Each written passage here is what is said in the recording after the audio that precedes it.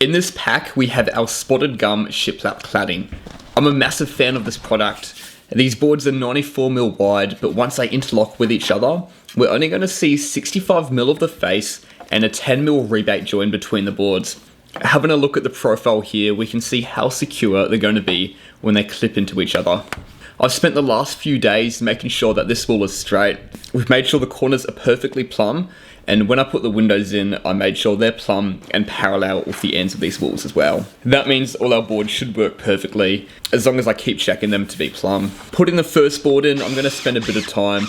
As I said, it needs to be plumb for this whole wall to work out perfectly. As soon as that first board is in and we're good to go, I'm going to start with the staircase. And what that means is we're going to start with the longest board I can find and keep adding boards that progressively get smaller, and that makes that staircase pattern. In doing this, we can do 4 to 6 boards at a time without having to stop and cut more boards. And once they're all up, we can measure that 4 to 6 boards to get the top, cut all of those and put all those boards in. And the other benefit of doing this is it was just me and my apprentice for most of the day. And you can see that we got the ground floor and 2 levels of scaffold.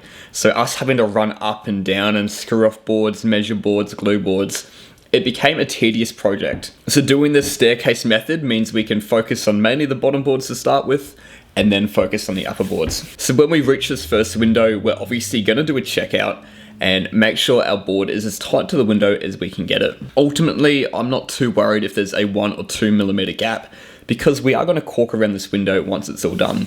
I still take a lot of pride in my work. I want to make it look as neat as possible before that corking stage, so I will take time and get a saw guide and rip this board as neat as I can. We do like to use saw guides because they follow the board as we cut them. We stay away with track saws because even though the track is going to be perfectly straight, the board we are cutting often has bows in it, and it could be a small bow you might not notice, but once you put it up next to the window, you will see that. Once we work our way above and below the window, I want to continuously get measurements from our boards to the end of the window, and we need to make sure that our boards aren't creeping, and that when we get to that first full board on the other side of the window, it needs to be millimeter perfect with our top and lower board. Something I can't stop thinking about while doing this is the client has made the decision to paint these boards once we're done. As a carpenter, I love wooden products. I love the look of this Spottesd Gum.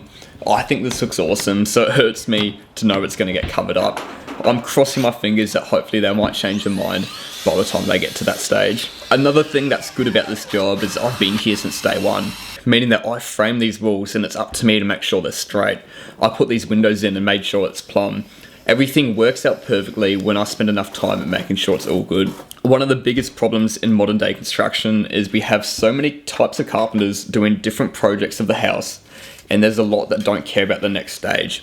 People might throw the windows in or build the walls and not care about the cladding that's going to go on and the final look of the house. That's why I love doing jobs like this. So I've been here every single day, and what's even better is since day one, I've put a drone up every single day to film the progress of this build. We're so close to finishing the lockup of this place, and when that's done, I will be posting a video of the drone shots from every single day. I'm looking forward to sharing that, so make sure you're subscribed to see that video soon.